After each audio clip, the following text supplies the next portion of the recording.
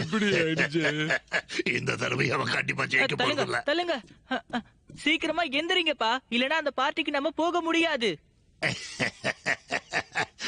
அப்பாவோட பேரை இப்படி கெடுத்துட்டிய மகனே. எனக்கு உதவி பண்ணு. முக்கியமான வேலையை வச்சுட்டு என்ன பண்ற? என்ன பண்றா?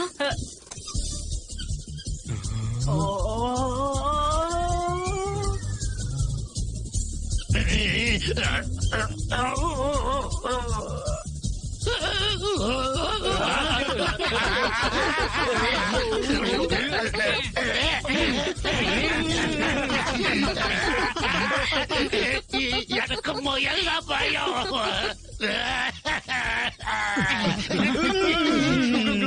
கென், தா, ஜி